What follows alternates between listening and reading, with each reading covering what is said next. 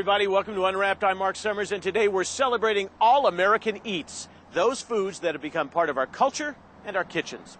When it comes to all American treats, you probably don't think of Turkish taffy, but let me tell you, when I was a kid, this was my favorite candy, Bonomo's Turkish taffy. I've just rediscovered them. They've got such a history, you won't believe it, so take a look. Give it a snack, Bonomo. Give it a crack, Bonomo. Then lift up the flap, strip off the wrap, and hey, away we go. This vintage taffy dates all the way back to 1911. That's a fast partner. What are you up to? They would smack it with a hammer, take the pieces, put it in the bag, and sell it by weight. And that's the way Bonomo Turkish taffy was originally sold. Bonomo is as retro a candy as you can get. It really is the epitome of Americana. But it's not your typical taffy. It stands on the edge of being a hard, brittle candy, and it stands on the edge of being a very soft candy. Which means you can crack it apart and melt the pieces in your mouth, or you can warm it up and stretch it out. Just from the warmth of your hands, they become something that's very, very pliable. Believe it or not, candy maker Herman Herrera created the Turkish taffy by accident. One day he was making a marshmallow batch of candy and made some serious mistakes and decided that he was going to take this mistake and make it into something, and that's how Turkish taffy was initially made. They call the taffy Turkish for marketing purposes, but here's something that might surprise you. This taffy is actually not taffy at all. It's a nougat. And why it was called taffy, I think because taffy was considered a chewy, stretchy candy, but it's not really a taffy. Bonomo Turkish Taffy is made by the Worrell Classic Caramel Company in York, Pennsylvania. They have 4 flavors: vanilla, chocolate, strawberry, and banana. And because of its distinctive properties, it's a very tricky recipe to follow. It is an extraordinarily difficult candy to make. They start by boiling corn syrup, sugar, and water. Using these 2 kettles, we make about a 650 pound batch. Then it's time to add the key ingredient. One important ingredient in Bonomo Turkish taffy is the egg mixture. We're whipping our egg. You'll see this whip flow up full. Made of eggs and sugar, the egg mixture adds a fluffiness to the candy. The candy cooks for about 30 minutes in the kettle before it's pumped over to the mixer. For this batch, workers add vanilla flavoring. Then, after mixing at a variety of temperatures, the taffy travels to the cooling wheel, where the candy cascades into bins. It'll come out over this cooling wheel, which will be at about 120 degrees, ready for packaging.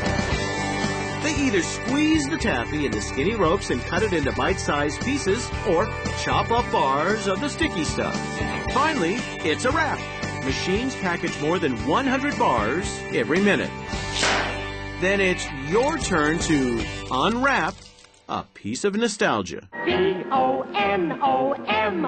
Bonomo, oh-oh, Bonomo Turkish taffy.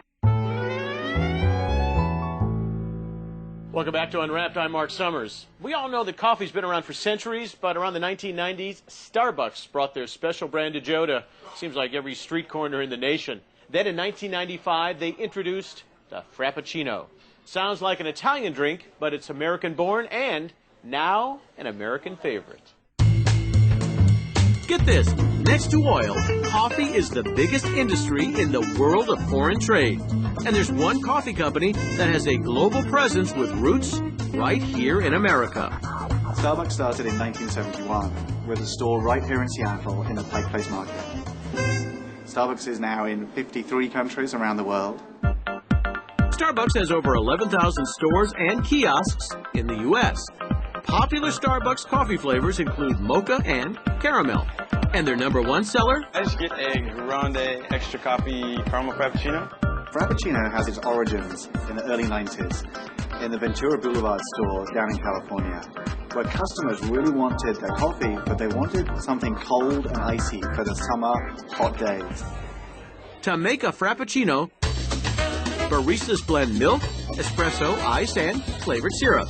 And we've introduced over 40 flavors since Frappuccino was first launched in 1995. But do you know where their flavors come from? Only a few people here in the building can get into this room.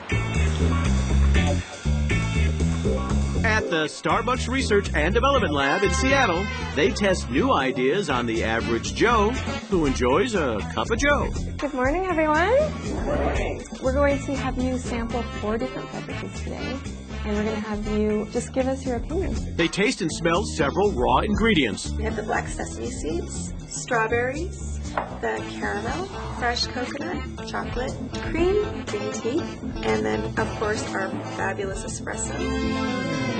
And most importantly, the tasters comment on specific flavor profiles of each drink. It was more sweet than I expected. It stood out. It just was a really powerful coffee taste, and I loved that. Researchers even watch the tasters' reactions.